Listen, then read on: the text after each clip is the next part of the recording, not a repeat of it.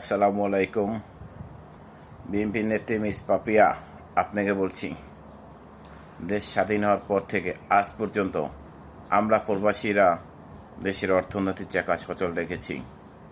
প্রতিদানে আপনারা যে দলে আসুক, রাজনীতিবিদরা বাংলাদেশের জন্য কি করেছেন? দেশের টাকা বিদেশে পাচার করে দুর্নীতি করেছেন, দেশে চাঁদা উঠিয়ে আপনাদের ফ্যামিলিকে হারাম খাইয়েছেন, ধর্ষণ রাহাজানি দেশটা 12টা থেকে 14টা বাজাই দিয়েছেন। আর এখন বলেন আমরা প্রবাসীরা বাংলাদেশে রাজনীতি করার অধিকার নাই, ভোট দেওয়ার অধিকার নাই। বিএনপির উপরে আমি পূর্ণ শ্রদ্ধা জেনে বলছি, তাহলে আপনার নেতা তারেক রহমান আগামীর প্রধানমন্ত্রী, সে তো 18 বছর ধরে দেশের বাইরে, সেও তো একজন প্রবাসী। সে কীভাবে ভোট দেব? সে কীভাবে রাজনীতির সাথে সংশ্লিষ্ট হব?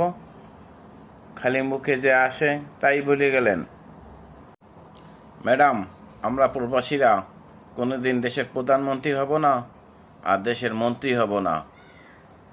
আমরা কোটি কোটি প্রবাসীরা দেশের বাইরে কাজ করি শুধু আমাদের ফ্যামিলিদের জন্য না। আপনার ধারণা ভুল। এই যে লাল সবুজের পতাকাটা দেখছেন, এই পতাকাটার জন্য কোটি কোটি প্রবাসীরা আমরা দেশের বাইরে কাজ করি। কী জন্য জানেন?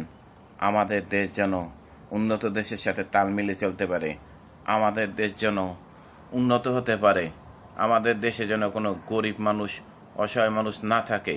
এজন্য আমরা প্রতিনিয়ত দেশের বাইরে কঠোর পরিশ্রম করি, কিন্তু আপনারা দেশে বইয়া দুর্নীতি করে সব ফাঁকা করে দেন।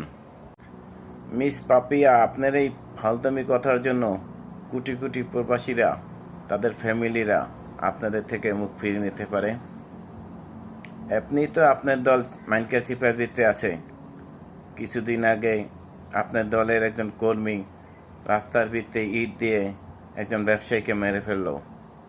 আবার গেছে কালকে জামাত ইসলামে মহা সমাবেশ ডাকলো, সব দল অংশগ্রহণ করছে, এনসিপি, বিপিনুর, কিন্তু বিএনপিকে দাওয়াত দেয় নাই।